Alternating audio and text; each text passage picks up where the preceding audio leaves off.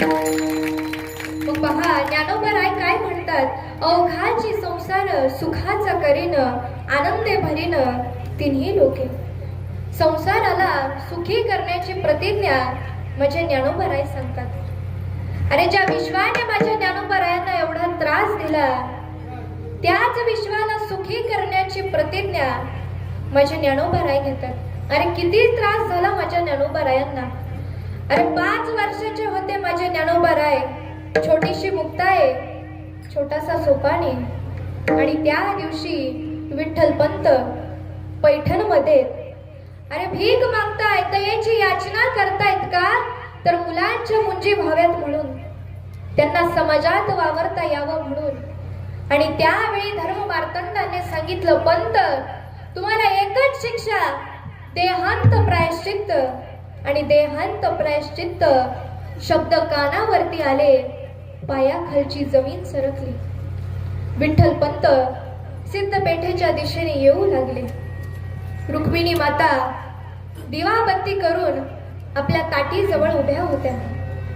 विठ्ठलपंतांना समोरून येताना पाहिलं. रुक्मिणी मातेला आनंद झाला. पंत आलात पंत, आता होतील ना आपल्या मुलांच्या मुंजी, आता घेतील ना त्यांना समाजात. घेतील रुक्मिणी, घेतील, पण त्यासाठी आपल्याला एक काम करावं लागेल. काय काम करावं लागेल सांगा ना, काय काम करावं लागेल. रुक्मिणी अगं आपल्याला देहांत प्रायश्चित्त घ्यावं लागेल ग रुक्मिणी, देहांत प्रायश्चित्त. शब्द कानावरती आले, पायाखालची जमीन सरकली. पण पतिव्रता होती महाराज. विचारलं केव्हा निघायचं. पंत म्हटले आज मध्यरात्रीच निघूया. माझ्या रुक्मिणी मातेने मांड्यांचा स्वयंपाक केला. माझ्या ज्ञानाला मांडे फार आवडतात, माझ्या ज्ञानाला मांडे फार आवडतात. मांड्यांचा स्वयंपाक केला, एक घास घेतला, ज्ञान दादाला भरवला. एक घास घेतला, मुक्ताला भरवला, आणि डोळ्यातून पाणी आलं. अरे अजून नीट बोलता सुद्धा येत नाही रे. आणि मुक्तानं म्हणावं, आई काय झालं ग, का रडतेस तू. आईने म्हणावं, काही नाही बाळ, डोळ्यात कचरा गेला म्हणून डोळ्यातून पाणी आलं. एक घास घेतला, निवृत्तीला भरवला. एक घास घेतला, सोपानाला भरवला. मुलं जेवली, मुलं झोपी गेली, पण माझ्या विठ्ठलपंतांना झोप नव्हती बरं. रात्रभर लेकरांकडे पाहत होते. मध्यरात्र झाली आणि त्यावेळी विठ्ठलपंतांनी रुक्मिणी माताला उठवलं.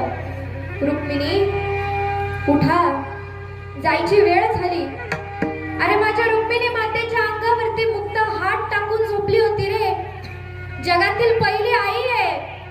मरण्यासाठी जाताना आपल्या लेकराचा हात बाजूला काढून जाते.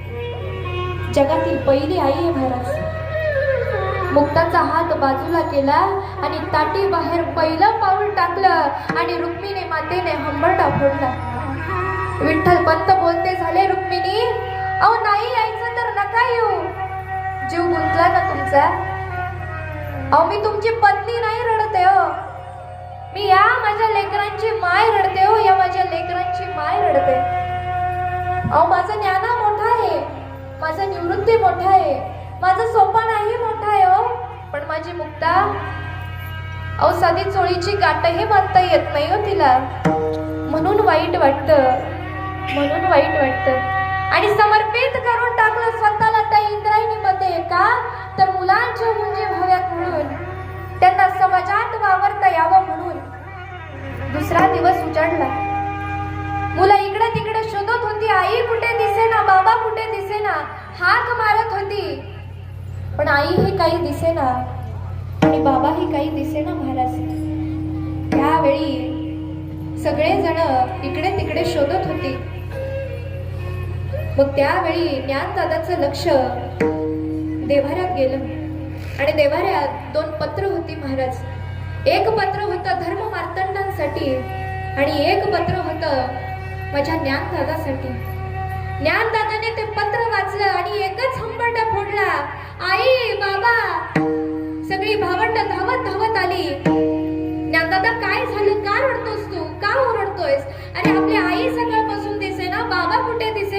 आणि तू सुद्धा रडतोयस ज्ञानदादा. अरे काय झालंय ज्ञानदादा? अरे सांग ना काय झालंय ज्ञानदादा?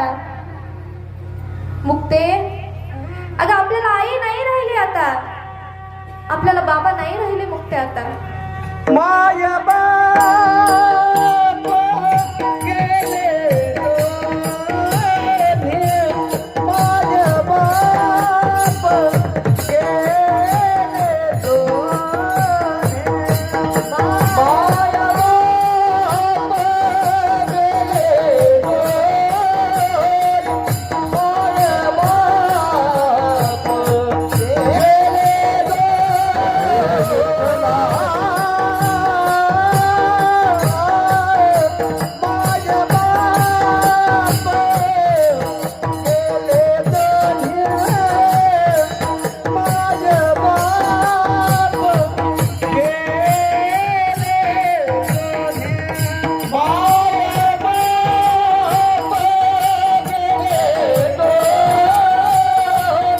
माया बाप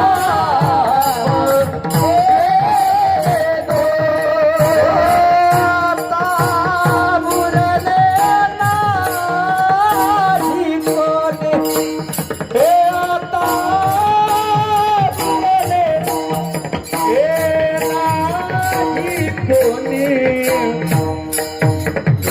पांडुरंगा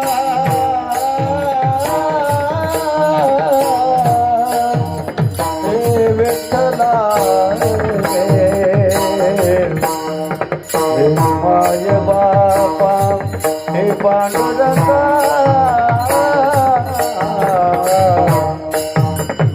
हे आता बुरले नाही बोलले हे आता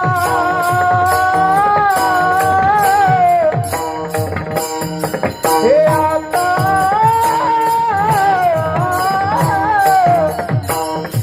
हे आता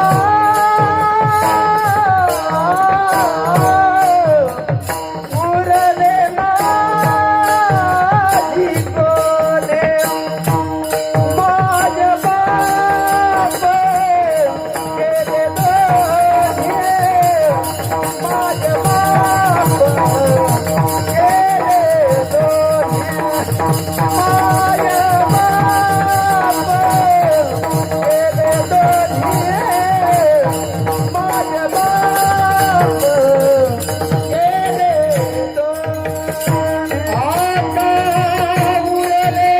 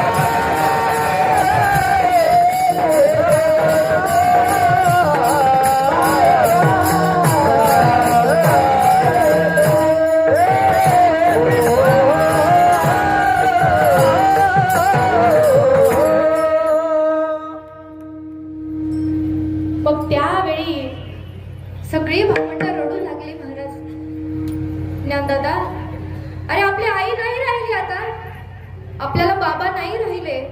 आई, अगं का गेलीस तू आम्हाला सोडून? हे आई, अगं ये ना परत. बाबा, अहो बाबा या ना परत. अहो तुम्ही माझे किती लाड केले. आता तुमच्यासारखे लाड माझे कोण करेल बाबा, सांगा ना. आई, अगं मी कुठे पण असले ना तर तू गरम गरम ताट माझ्या मागे मागे घेऊन फिरायची. मला स्वतःच्या हाताने भरवायचे गाई. आता कोण माझे लाड करेल सांग ना. आई का गेलीस ग तू? बाबा, अहो या ना परत. मुलं हाक मारत होती महाराज. आई, अगं आता आई म्हणून मी कोणाला हाक मारू? बाबा, अहो मी आता बाबा म्हणून कुणाला हाक मारू? बाबा या ना परत. पण आता आई ही परत येणार नव्हती आणि बाबाही काही परत येणार नव्हते महाराज. दिवसा मागून दिवस गेले. पहिला, दुसरा, तिसरा, चौथा दिवस उजाडला. सगळी भावंड दाराकडे एकटक पाहत होती आणि त्यावेळी माझ्या ज्ञानदादाचं लक्ष मुक्तेकडे गेलं. मुक्ता, भूक लागली ना ग तुला? नाही ज्ञानदादा, मला भूक नाही लागली. मुक्ता, अगं माहित आहे मला तुला भूक लागली. ज्ञानदादाला मुक्तेने कडकडून मिठी मारली आणि रडू लागली.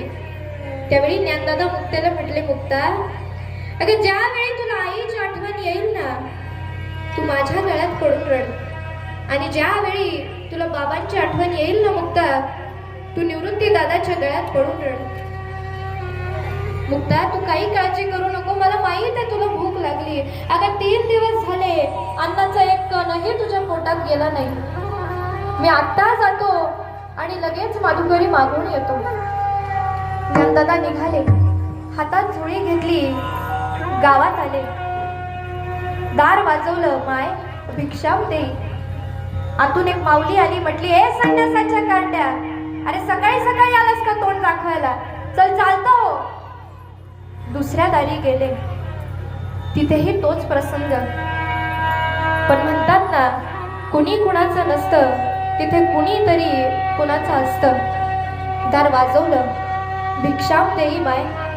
आतून एक माऊली धावत धावत आली आणि तिने कोरडा शिदा ज्ञानदादाच्या झोळीत टाकला आणि ज्ञानदादाला म्हटली, बाळा लवकर जा, कुणी पाहिलं तर आनंद होईल. अरे माझ्या ज्ञानदादाच्या चेहऱ्यावरती आनंद मावेन असं झाला होता. माझी मुक्ता 3 दिवस झाले काही जेवली नाही, पण आज तिच्या पोटात अन्नाचं एक कण तरी जाईल. ज्ञानदादा निघाले. जात होते, परंतु समोरून विसोबा खेचर आले आणि ज्ञानदादाला पाहिलं. अरे थांब, कुठे चाललास सकाळी सकाळी? आणि दाखवते झोळीत काय. झोळी हिसकावून घेतली महाराज आणि पाहतात तर कोरडा शिदा. आणि तो शिदा घेतला आणि जमिनीवर ओतला महाराज. काय मनात विचार आला माहित नाही. 2 पावले पुढे चालून परत मागे आला आणि त्या ओतलेल्या शिद्यामध्ये स्वतःच्या पायानं माती कालवली महाराज. का तर माझ्या ज्ञानदादाला तो शिदा घरी नेता येऊ नये म्हणून. अरे इतका त्रास ज्या समाजाने माझ्या ज्ञानदादाला दिला त्याच समाजाला सुखी करण्याची प्रतिज्ञा माझे ज्ञानदादा घेतात. ज्ञानदादाने ज्यावेळी समाजाकडे काहीतरी मागण्याची वेळ आली त्यावेळी या समाजाने तर काही दिलं नाही, पण ज्यावेळी देवाकडे मागण्याची वेळ आली त्यावेळी काय मागितलं? जो जे मानशील तो ते नाहो प्राणी जात, ज्याला ज्याला जे जे हवं ते ते मिळू दे. अरे किती मनाचा मोठेपणा असेल विचार करा ना महाराज.